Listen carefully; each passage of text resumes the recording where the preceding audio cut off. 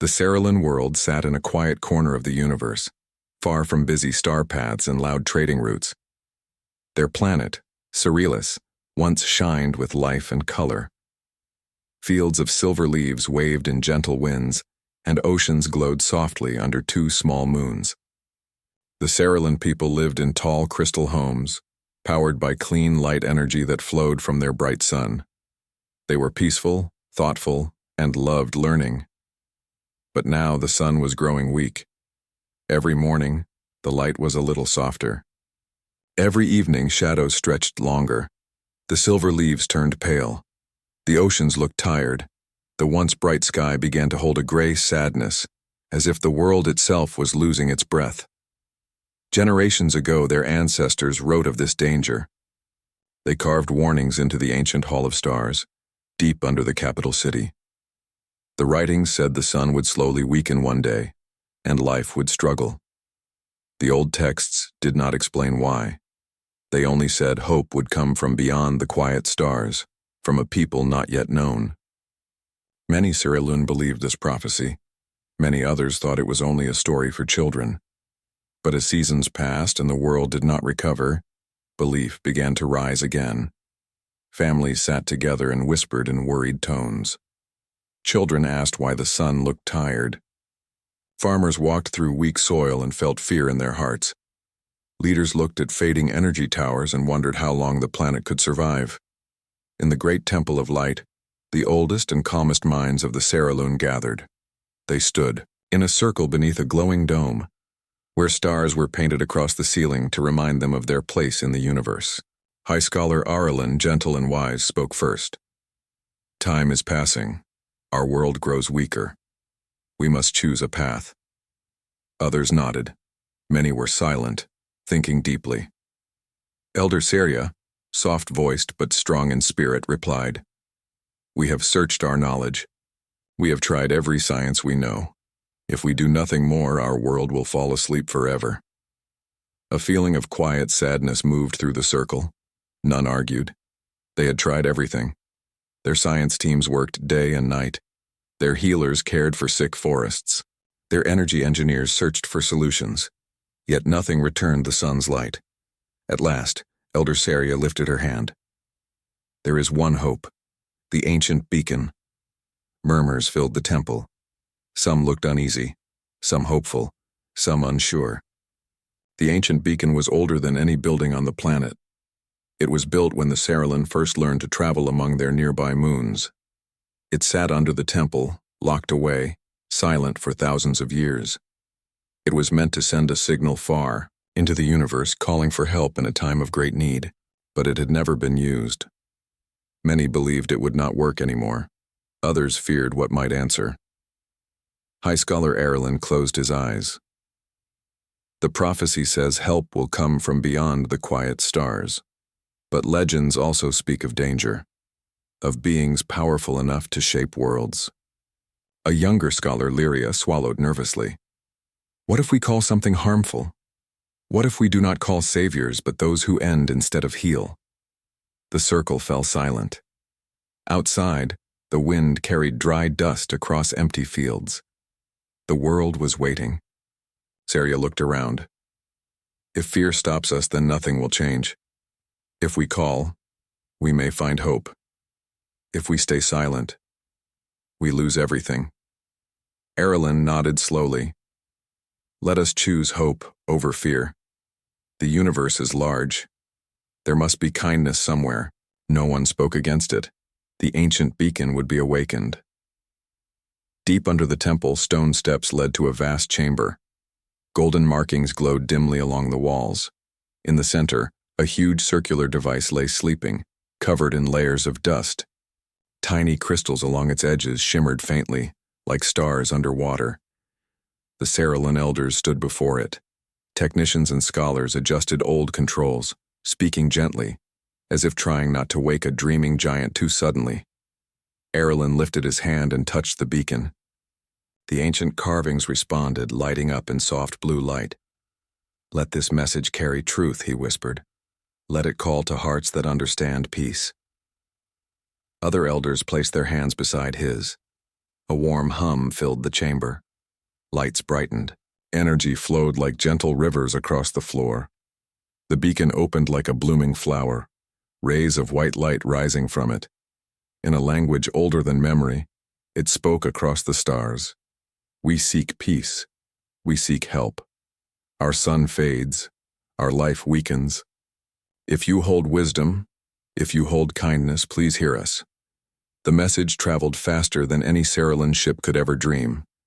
It left their galaxy. It crossed empty space where no star shined. It touched ancient dust clouds and past forgotten worlds. Then it reached a busy, brilliant part of the universe. It reached Earth. Humanity had grown far from its early history of struggle. They built cities that floated above oceans. They created gardens on distant moons. They studied stars with love and respect, not hunger or fear. Humanity had learned to care. It had learned patience and cooperation, piece by piece over time. In a peaceful Earth Space Monitoring Center, screens showed maps of galaxies and cosmic activity.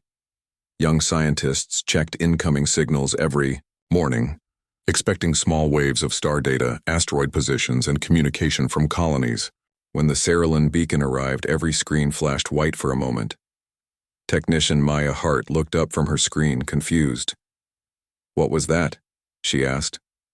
Her colleague Jonah blinked at his monitor. "Not local, not from our colonies.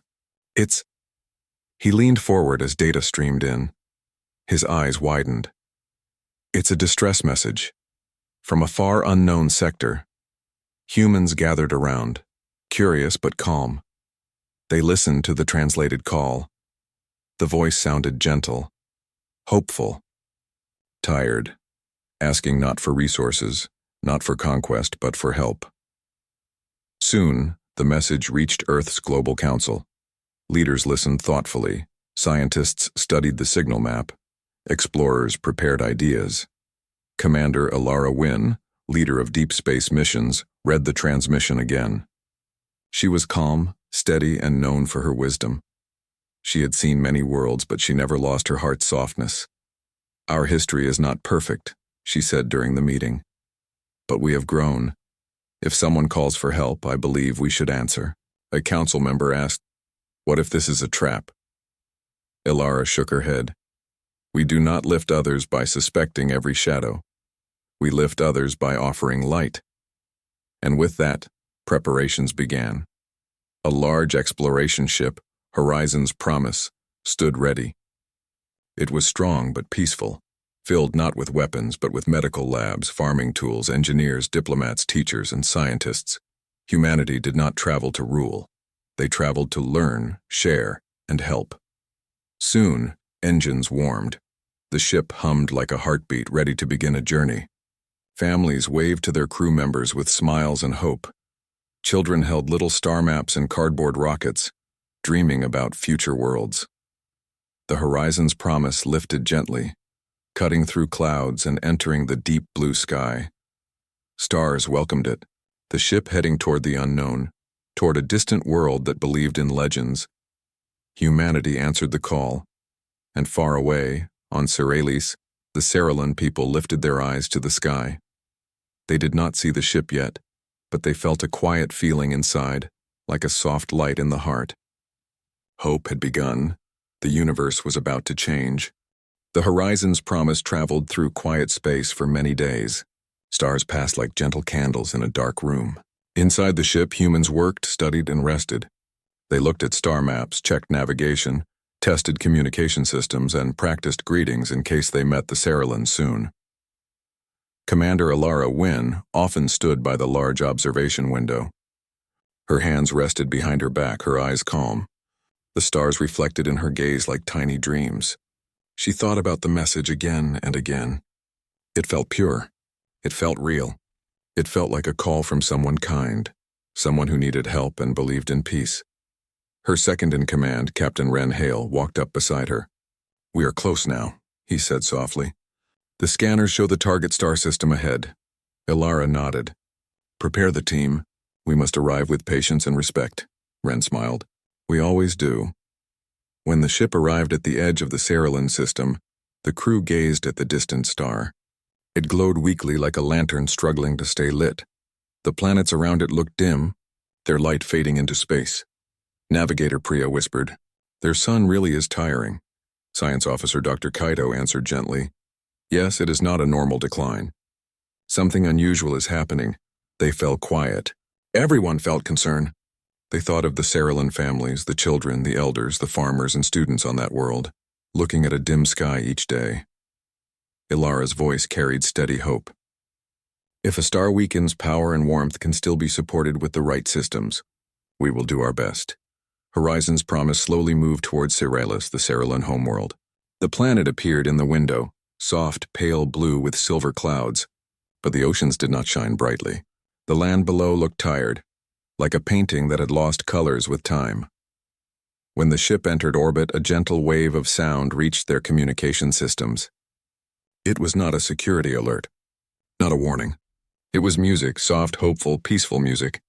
A welcome signal. The bridge fell silent as they listened. Wind-like tones flowed, warm and calm. It sounded like a world whispering gratitude before even seeing who had come. Ilara's heart warmed. "They greet us with peace," Captain Wren smiled. "A beautiful welcome." On the surface of Cerealis, the Cerulean gathered in open fields and tall temple balconies. They looked up as light shimmered in the sky. They saw a shape entering orbit, gentle and slow like a visitor afraid to disturb quiet ground. Children pointed and gasped. Elders bowed their heads. Families held hands and whispered prayers of thanks. High Scholar Arlen stood at the Temple of Light, watching with deep emotion. "The prophecy speaks true," he murmured. Beyond the quiet stars, they came. Young Scholar Lyria felt her heart race with wonder and responsibility. "May we greet them with wisdom and kindness." "Always," Arlen replied. The Horizon's promise gently descended to a peaceful valley near the capital city. Green hills surrounded a smooth landing field made of light stone. Cerulean guards waited, not with weapons but with banners of welcome and flowers of soft silver petals. As the ship doors opened, warm sunlight touched the human explorers. It was gentle and slightly dimmer than the sun they knew. It felt like stepping into dawn before morning fully woke. Commander Ilara led the first group down the ramp. She walked with grace, calm steps, peaceful posture. Behind her came doctors, engineers, scientists, and cultural diplomats. Each carried translation devices, small gift tokens, and peaceful tools. The Cerulean Council approached. Their forms were graceful, tall, and elegant. Their skin had a soft, pale glow, their eyes shimmering like moonlight on calm water. Their clothing flowed like silk woven from light. High Scholar Arlen stepped forward and bowed politely. "Welcome, travelers from distant stars. We greet you with open hearts." Ilara bowed respectfully in return. "We are honored to meet you. We come in peace with hope to help." A soft cheer rose from the Cerulean crowd. For a moment, both sides simply looked at one another with quiet wonder. Two species, two worlds, meeting not as strangers but as dreamers who believed kindness could cross the universe. Young Lyria stepped forward, her voice gentle. "Your journey must have been long. We are grateful you answered our call." Dr. Kaito smiled kindly. "Across the stars, need is never too far." The translation device repeated his message in Cerulean tongue. Lyria's eyes shined. After greetings, the Cerulean guided the humans into their city. It was beautiful though modest in power, a place where harmony mattered more than metal or machines. Crystal towers stood like quiet guardians. Paths glowed softly underfoot. Water flowed through clear channels beside walkways, bringing peace with its sound. Yet everywhere small signs of weakness showed. Light towers flickered. Plants drooped slightly. Sky gardens looked thin. The air felt gentle but a little tired, like the world was breathing carefully. Human engineers noticed. Doctors noticed. Scientists noticed. They exchanged thoughtful glances but did not speak loudly. They respected the Cerulean pride and peace. Commander Ilara spoke softly to High Scholar Arlen. "Your world is beautiful. We will do everything we can to help restore its strength." Arlen bowed. "Your kindness is light to us." A quiet meeting was held in a crystal hall. Transparent walls showed the city outside and stars above. Both species sat in curved chairs that formed a circle. No one above, no one below. Just equal hearts, Ilara explained humanity's goals. We bring farming machines, medical research, energy support systems, and environmental tools. We do not rule. We only help heal if you welcome it. Erlen answered with gentle truth. We welcome your help. We do not seek leadership, only guidance and learning. We wish to stand on our own feet again, but we accept hands of friendship along the way. The hall warmed with calm unity. Captain Renhale added, There is something we wish to understand. Your message spoke of danger, of destroyers. Why? The Surilan elders shared uncertain looks. Young Lyria hesitated, then spoke. Our stories say that in the distant past, travelers from across stars changed worlds with great power. Some built life, some ended it. We feared calling the wrong ones. Ilara nodded with empathy. Fear born from history is not weakness. It is wisdom. But we will show through action that we build, not destroy. A soft glow of trust filled the room. Next, humans began studying the sun's problem. Dr. Cato led a team of Earth scientists working side by side with Sariloon scholars. They tested light levels, measured energy patterns, and studied old planetary records. In open fields, human farming drones floated gently above soil, planting nutrient pods and restoring weakened plants with soft beams of lifelight. Sariloon farmers watched with hopeful amazement as dry roots regained color.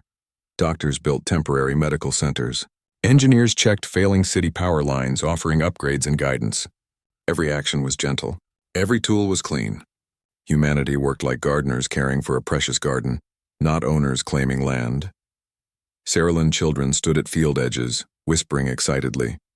Some pointed and smiled. Some handed flowers to humans. One little Sariloon girl offered a glowing leaf to a human botanist. For you, she said. For your world, the botanist replied kindly, accepting it with gratitude. At sunset, humans returned to their ship to rest. The sky glowed lavender and gold, soft like a dream. Sariloon lights flickered gently across the city, guiding travelers home. As Ilara stood outside the ship looking across the peaceful valley, she felt calm joy. This world was gentle. It deserved hope. Captain Wren joined her. They trust us, he said. And we must honor that trust, Ilara replied. He nodded. Something still feels hidden, though. Their records are unclear. Their suns decay. It feels unnatural. Ilara's eyes narrowed thoughtfully. Yes, we will learn more. But we begin with kindness. All answers will follow in time. Above them, the stars shimmered softly. Somewhere deep in those stars, secrets waited. But for now, peace rested gently over Suralis. Two worlds had met, and hope grew brighter. Days passed gently on Suralis. Every sunrise still felt weak, like morning light passing through a thin curtain. But now the world also had something brighter than sunlight. Hope. Humans and Sariloon worked side by side. In the fields, soil slowly regained color. In the healing gardens, tired plants lifted their leaves again. Sariloon elders thanked human doctors for helping sick families. Children from both worlds exchanged little gifts, glowing leaves for star-shaped paper crafts. Learning flowed both ways. Humans taught machines and medicine. Sariloon taught philosophy, music, and how to listen to quiet wind as if it were speaking. It was not one world saving the other. It was two worlds learning to breathe together. Every evening, Commander Ilara Wynn gathered her crew around a round table in the ship's briefing hall. They shared progress, plans, and gentle worries. On the fifth evening, Dr. Cato stood up slowly, holding a tablet full of data. His eyes, usually calm and kind, held quiet concern. Ilara, he said softly, we studied the sun again today. Something is strange. Everyone listened. The room felt still. Cato touched the screen, showing a model of the Sariloon star. A natural star loses energy slowly and evenly. But here, see this pattern? It is not random. It is like something took energy away long ago. Not all at once, but steadily, quietly. Engineer Mira leaned forward. Like it was drained? Cato nodded. Yes, it does not look natural. It looks guided. A soft silence fell over the group. Captain Wren crossed his arms in thought. Could it be a cosmic event? A star-eating particle field? A space cloud? Cato shook his head gently. We checked. No signs of natural causes. Ilara's expression remained thoughtful, not afraid. Then we must search deeper. The next morning, Cato and a mixed team of Sariloon scholars and human scientists climbed a high observatory tower. Crystal windows opened to the sky, and delicate equipment sat around like silver birds waiting to fly. Lyria, the young Cerulean scholar, greeted them there. Her calm smile held curiosity. "I heard there is new data." Kaido nodded. "We need to scan the upper orbit region. Something might be there, something old." Lyria guided them to the observatory controls. "We will search the star's outer field. If a hand once touched our sun, perhaps a fingerprint remains." Her poetic voice made the moment feel sacred. They activated ancient Cerulean lenses and modern human star scanners. Lights danced across maps. Data formed in thin lines like threads connecting past and present. Minutes passed. Then one of the humans gasped softly. "Look there, an orbit near the sun." The screen magnified a part of space. At first it looked like dust, but then shapes appeared. Silent metallic shapes, many of them old machines. Very old, spheres the size of houses. Panels stretched like wings. Dark surfaces showing ancient scars of cosmic travel. They floated in a ring around the fading sun, like a silent crown of forgotten metal. Lyria's voice trembled. What are those?" Kaido zoomed in more. A faint symbol appeared on one of the machines, unworn, nearly erased by time, but still recognizable. A stylized human star seal. From Earth's ancient deep space era, Mira whispered, stunned. "They're human machines." Lyria's breath caught. "Human? But they are older than your arrival." "How can this be?" Kaido swallowed. "These machines are from centuries ago. From ancient human expansion missions. Before our peaceful age. Before we learned balance, they stared in silence. A truth gentler than shock but heavier than stone settled around them. Later that day, a private meeting took place in the Temple of Light. Commander Ilara, Captain Ren, Dr. Kaido, and Mira stood before High Scholar Erlen, Lyria, and the other Cerulean elders. Sunlight through crystal walls painted soft colors across the floor, as if trying to bring calm to serious hearts. Ilara spoke honestly, voice steady and gentle. "We found machines near your sun. They are old. They were made by ancient humans, long before our current age of peace." Erlen inhaled slowly. "You speak with truth." "Thank you." Lyria looked down at her hands. "Were they harmful?" Kaido answered respectfully. "Long ago, humans created automated explorers. They searched for energy to store and protect humanity's future. Their creators believed they were doing good. But they did not understand every consequence," Mira added softly. "Those machines did not know kindness. They only knew duty." A whisper moved through the Cerulean elders. Not fear, but understanding mixed with sadness. Erlen raised his head. "So the ancient machines took our sun's strength?" Kaido nodded, slowly. "They drained energy to store for a future they never lived to see. They likely did not realize they harmed life here." Ren spoke firmly but respectfully. "We did not come to defend old mistakes. We came to face them." Ilara's eyes held gentle strength. "Humanity has grown. We are not who we once were. We learned cooperation. We learned peace. We want to set right what was done long ago." Erlen gazed at her thoughtfully.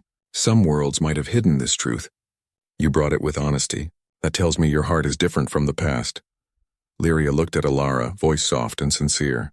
"Do you have power to stop the machines?" Ilara nodded. "Yes, with time and care. We will not destroy them in anger. We will transform them, turn them into healing stations to give energy back." Lyria's eyes filled with quiet hope. Erlen closed his eyes briefly, then opened them with calm trust. "Then we stand with you. We are not afraid." Outside, Cerulean citizens felt a shift in the air. Whispers spread not with panic but curiosity. One Cerulean parent held their child close and said, "The universe holds many stories. What matters is who we are now, and who we choose to become." Meanwhile, children continued to play near the gardens, watching human drones plant life seeds. They laughed when a drone did a small spin to amuse them. Life was trying to stay joyful, even through heavy truths. That night, Ilara walked alone near a gentle stream that glowed faintly under the moonlight. Water moved like liquid stars. She placed her hand in the cool flow and breathed deeply. Captain Ren joined her quietly. "Heavy day," Ilara nodded. "Truth can be heavy, but it builds strong bridges." Ren looked at the sky. "Do you think the old machines will respond peacefully when we approach?" "They will do as they are programmed. Alara replied. They are not cruel. Just unfinished, Ren smiled softly. And we finish by healing. Yes, Alara said. Healing is the future we choose. A gentle breeze moved the silver leaves of nearby trees. It felt like the planet was listening and approving. In the Hall of Stars beneath the temple, Lyria stood alone before ancient carvings. She traced a symbol with her finger, reading softly, "From stars shall come hands that mend what was broken." She smiled faintly. So the prophecy was never about perfect saviors, she whispered. It was about hearts brave enough to fix mistakes. She looked upward as if speaking to the universe. They came, and they choose good. Above the planet, the silent machines continued to float in orbit around the fading sun. They did not see guilt. They did not feel shame. They had no emotions and only old purpose, but soon, a new purpose would come. A purpose chosen not by fear, not by old thinking, but by growth, peace, and shared hope. And that choice would change everything, for both worlds. A faint ringing sound filled the air as the giant circle glowed brighter than before. The surface inside it looked like calm water, but it shined like a mirror made from stars. Many people in the grand hall covered their eyes because the light was too strong. Some stepped back in fear, while others leaned forward with hope in their hearts. Elder Naren stood closest to the gate. His hands were still lifted as if he was welcoming someone noble and peaceful. His face looked calm, but deep inside even he felt a small worry. What if this was not the help they wanted? What if this was a mistake? But he did not let doubt control him. He told himself that hope was stronger than fear. A gentle wind came from the shining circle. It was warm and soft like the wind from spring mornings. It touched every person in the hall and they all felt peaceful for a moment. The air even carried a sweet smell like flowers blooming near a river. Nobody knew if this smell came from the gate or from their imagination, but it made their hearts steady. The sound slowly changed. It first sounded like music, then like whispers of many voices. The voices were not frightening. They sounded curious, almost soft, like someone calling from far away. The people tried to understand the sound, but the language was strange. Still, it felt welcoming. Then the light inside the circle twisted and formed a shape. It was tall, thin, and shining like silver. The shape moved slowly as if learning how to walk. People gasped. Some held each other's hands. Children hid behind their parents' legs. But nobody ran. Nobody shouted. They believed this was the answer from the sky. They believed this was a gift. More shapes began to appear. One, then another, then many. They all walked out with calm steps. The glowing forms did not look like humans, but they were not frightening. They had long, smooth limbs, and their movements were gentle like wind passing through grass. When they stepped on the floor, the light under their feet spread like ripples but faded quickly. Elder Naren stepped forward. "Welcome," he said in a clear voice. "We called you because we believe you are kind. We believe you bring hope." The shining beings stopped. Their heads tilted a little. They seemed to study his face, his tone, and the hearts of the people around him. Then one of them raised an arm and touched its chest. A soft light formed there like a warm heart. The hall glowed with peaceful brightness. Everyone felt a warmth inside. It was not physical heat. It was like comfort, like someone whispering, "You are safe." Some of the people began to cry quietly. Not from fear, but from relief. They thought, yes, this is the answer. Our prayer is heard. One shining figure stepped closer to Elder Naren. Its voice sounded inside the minds of everyone. Not like speech, but like thoughts shaped into gentle sound. "We have heard your wish," the voice said. "You seek peace, guidance, and life without darkness." "Yes," Elder Naren said happily. "We seek peace for our world. We seek safety for our children. We welcome you with trust." The glowing beings looked around. Their bodies dimmed a little as if adjusting to this world. The great circle behind them still shimmered like a portal to stars. Everyone hoped this moment would begin a new future. A boy near the front asked softly, "Are you angels?" The beings turned toward the child. Their heads tilted again. One raised its arm slowly, and a gentle light covered the boy for a second. The child smiled. He felt calm and happy. "We are travelers," the voice replied. "We move from world to world. We answer those who call." The elders and priests nodded. It sounded pure and kind. It felt like hope had arrived. People whispered to each other with joy, "They are friends." They came because of our prayers. Our world will change for good. The shining beings formed a circle together. A soft sound began again like the start of a song. Light floated around them like tiny stars. The air became fresh and clear, as if the entire hall was breathing new life.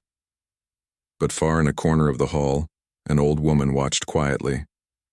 She did not feel fear or anger.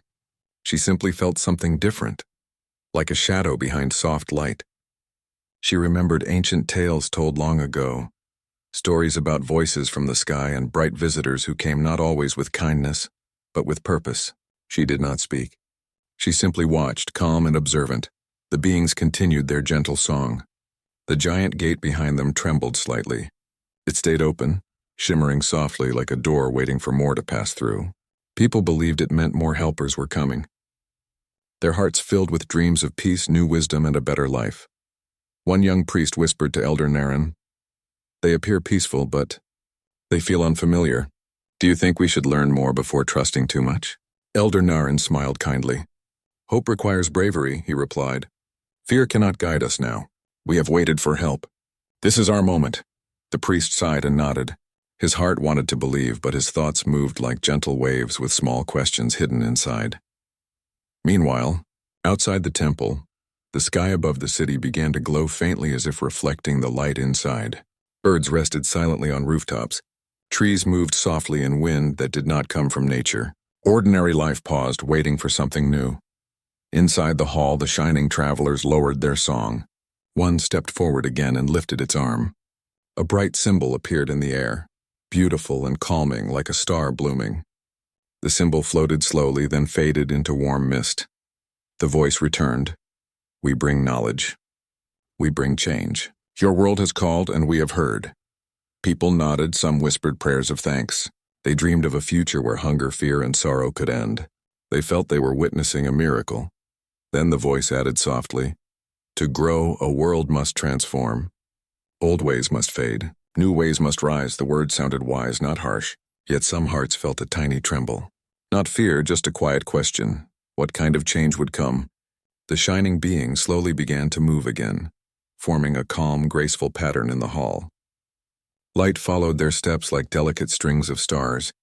Children watched with wide eyes. Adults stood with hands pressed together in respect. The moment felt beautiful and sacred, like a sunrise after a long night. Elder Naren raised his staff and spoke to the crowd, his voice strong and full of hope. "Today we enter a new chapter. These travelers come with kindness and wisdom. Let us welcome them with trust, patience, and open hearts." Everyone repeated softly, "Welcome."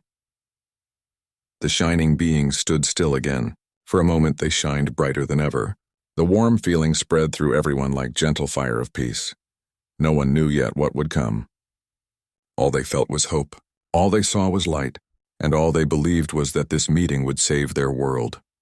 Outside, the air was silent. The sky watched. The wind waited. The future had stepped through the gate, and the world was ready to follow its bright path, without knowing where it truly led. The sky over Suralis glowed gently as the first morning light returned stronger than it had in years. The sun, once tired and pale, now shone with soft golden warmth. It was not fully restored, but enough to awaken hope in every living thing. Flowers lifted their petals. Children laughed in the streets, and the silver leaves of the trees shimmered as if smiling. Commander Alara Wynn stood on a small hill overlooking the capital city.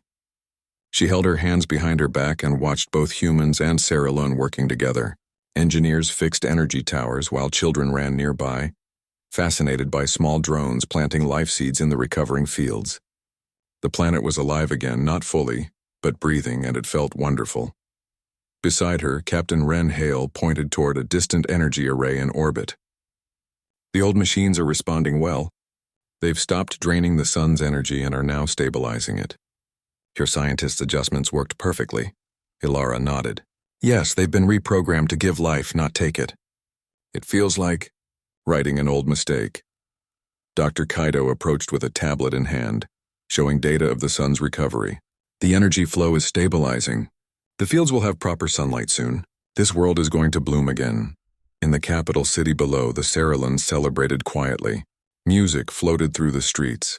soft, harmonious, and reflective of their relief and joy. Families held hands, thanking the visitors who had come not to take but to help. The Cerealan children ran to humans, offering gifts of glowing leaves and water crystals as tokens of friendship. Laughter echoed through stone paths and crystal towers. High Scholar Arelan walked with young Scholar Lyria through the main plaza. The prophecy spoke of help from beyond the stars, he said softly. But it never said who would choose to be good. Today we see that not all who come with great power bring destruction. Some bring healing. Lyria nodded. It seems true, Elder. Humans are not perfect, but they choose kindness. That choice is what matters most. Meanwhile, the glowing beings from the portal moved gently among the humans and Cerealan. They did not speak in words but communicated with soft light and quiet thoughts. Wherever they passed, plants seemed to straighten, energy towers shined brighter, and a gentle warmth touched everyone nearby. The Cerealan watched in wonder, realizing that help could take forms they had never imagined. On a small hill overlooking the valley, Commander Ilara gathered her human crew. Look at this, she said quietly. Not because we led them, but because we chose to work with care. Look at the lives that are being restored. We came to help, and now we see what humanity can truly be. Mira, the engineer, smiled. I never imagined seeing such a change happen so quickly. It feels magical. Ilara shook her head gently. It's not magic. It's cooperation, knowledge, and respect. The machines we left in orbit could have been destroyers, but we faced our past mistakes and chose to guide them toward life. That is the power of humanity. At the Temple of Light, a grand ceremony was prepared. Cerealan families, elders, and children gathered, filling the tall hall with gentle colors and soft music. The shining being stood at the center, radiating calm and gentle warmth. High Scholar Arelan raised his voice so all could hear. We prayed for salvation. We feared that destroyers might answer our call. But today we see that courage and kindness can travel across the stars. We see that mistakes can be corrected and life can flourish once more. Today we celebrate not only our survival, but our choice to embrace hope. The crowd whispered in agreement, their voices soft but full of meaning. Ilara stepped forward, bowing respectfully. We did not come as rulers nor as conquerors. We came to stand beside you to learn, to help, and to grow together. Humanity is not perfect, but we choose hope, peace, and restoration. That is what makes us human. That is why we answer calls of help, no matter how far they travel. A quiet cheer rose from the audience. Children clapped their hands and adults smiled with tears in their eyes. Even the glowing travelers emitted gentle pulses of light in approval, reflecting the joy and calm of the moment.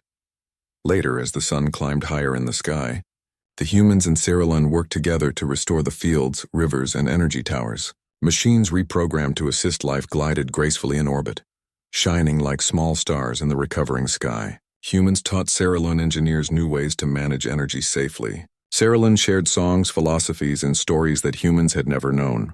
Both species learned from each other, growing stronger together. Young Lyria sat near a small fountain, speaking to a human child named Liam. Do you think humans and Cerealan can always live like this? She asked softly. Liam smiled. If we try, yes. Because friends don't just take care of each other. They learn, they listen, and they help. That is what today shows me. Lyria nodded. Then maybe this is only the beginning. On the horizon, the faint remains of the ancient human machines rotated slowly in orbit. They no longer carried the weight of old mistakes. Instead, they reflected sunlight and gently returned energy to the planet. Their purpose was renewed, shaped not by force or misunderstanding, but by conscious guidance and hope. Evening came, and the two species gathered outside the temple.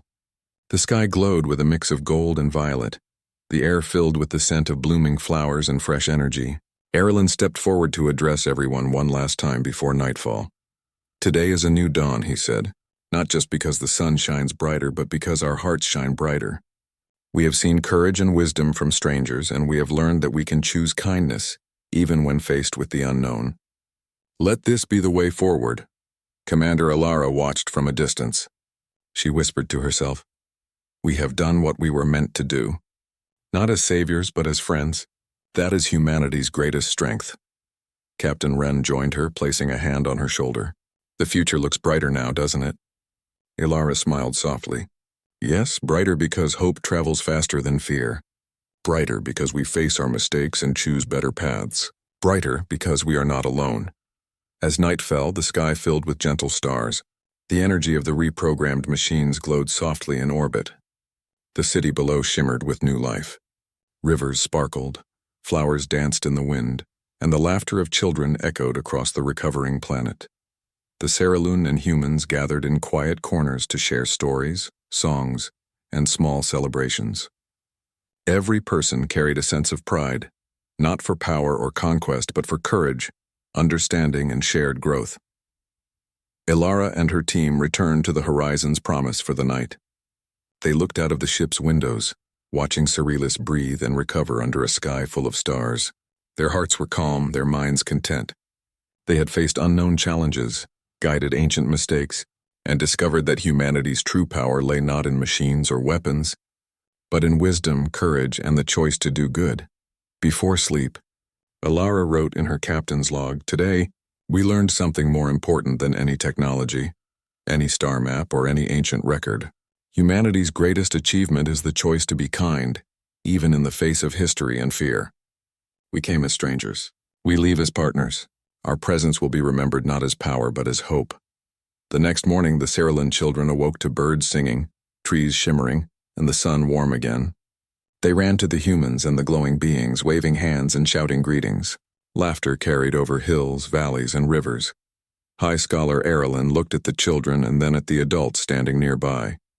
Our world has been saved not just by others, but by the courage to trust, the courage to learn, and the courage to grow together. The shining travelers, now calm and still, observed quietly. Their presence, once a mystery, now symbolized understanding, friendship, and guidance. From that day forward, humans and Cerulean worked side by side. They rebuilt cities, restored fields, and explored knowledge. They shared songs, stories, and dreams. They discovered the joy of two worlds learning and growing together. And far beyond in the quiet stars, the ancient machines continued to orbit the sun. They no longer carried the weight of mistakes or the danger of misunderstanding. Instead, they reflected the light of a world reborn, a testament to what happens when courage meets wisdom, and when hope chooses to shine brighter than fear. The story of Cerulean became a story for all galaxies, not of destruction or fear, but of friendship, growth, and the power of choosing good. Humans were remembered not as strangers, not as conquerors, but as beings who faced their past and chose kindness. The prophecy was fulfilled not in perfect strength, but in hearts brave enough to restore what was lost and build a future together. And under the brightened sun, humans and Cerulean looked forward to a new dawn, a dawn filled with life, learning, and the endless possibilities of friendship across the stars.